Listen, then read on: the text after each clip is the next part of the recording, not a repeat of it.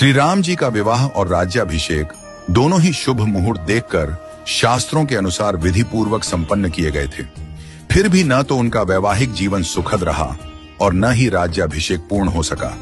विवाह के तुरंत बाद उन्हें वनवास मिला और राज्याभिषेक के दिन ही उन्हें राजमहल की जगह वन की ओर प्रस्थान करना पड़ा।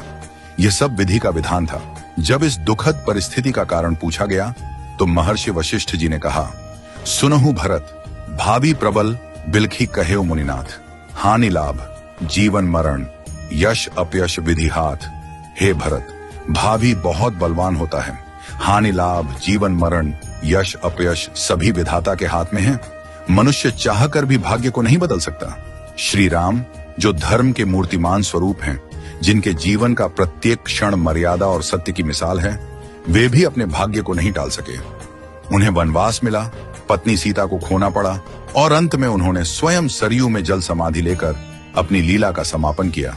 श्री कृष्ण जिन्हें योगेश्वर कहा गया, जिन्होंने गीता में कर्म, ज्ञान और भक्ति का मार्ग बताया, वे भी अपने कुल के विनाश को नहीं रोक सके। उनके यादव वंश में आपसी कलह से एक दूसरे का संहार हुआ। महादेव शिव जो महामृत्युंजय के अधिष्ठाता हैं, वे भी अपनी प्रिया सती की मृत्यु को नहीं रोक सके। त्रिकालदर्शी होकर भी वे विधि के विधान को नहीं बदल सके। रामकृष्ण परमहंस जिन्हें दिव्य सिद्धियां प्राप्त थीं और जिन्होंने हजारों लोगों को ईश्वर का मार्ग दिखाया, वे भी कैंसर जैसी बीमारी को नहीं रोक सके। उन्होंने कहा था, यह शरीर नश्वर है, आत्मा ही अमर है। रावण जिसके पास अपार बल और ज्ञान था, जो शिव का भक्त था, वह भी अपने अहंकार के कारण नाश को नहीं टाल सका। कंस जो जानता था कि श्री कृष्ण उसका अंत करेंगे, फिर भी विवश था। इन सभी घटनाओं से यही सिद्ध होता है कि मनुष्य अपने जन्म के साथ ही जीवन और मरण, यश और अपयश, लाभ और हानि, स्वास्थ्य और रोग, शरीर का स्वरूप, परिवार, समाज, देश और स्थान, इन सब का निर्धारण करके आता है। मनुष्य को यह भ्रम होता है कि वह सब कुछ नियंत्रित कर रहा है, लेकिन वास्तव में सब कुछ ईश्वर के संकेत से ही चलता है। इसीलिए साधक को चाहिए कि वह मन, वचन और कर्म से सहज, सरल और सदाचारी बना रहे, सदैव प्रभु का स्मरण करता रहे और अपने कर्तव्यों को श्रद्धा और निष्ठा से निभाए।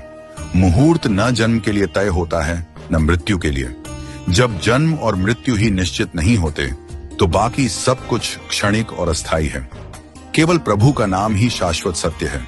इसलिए सदैव ईश्वरमय रहो और आत्मा को परमात्मा के निर्देशों में लीन कर दो। यही सच्चा जीवन है। नियति को स्वीकार करना और प्रभु में समर्पित रहना। हमेशा अपना कर्म करो और बाकी सब कुछ प्रभु के ऊपर छोड़ दो। वही सब करने वाले हैं। हम और आप तो बस कठपुतली हैं जो प्रभु की इच्छा से चल रहे हैं। तो जैसा प्रभु को चलाना है वैसे ही चलते रहो और जैसा प्रभु को करना उसको होने दो।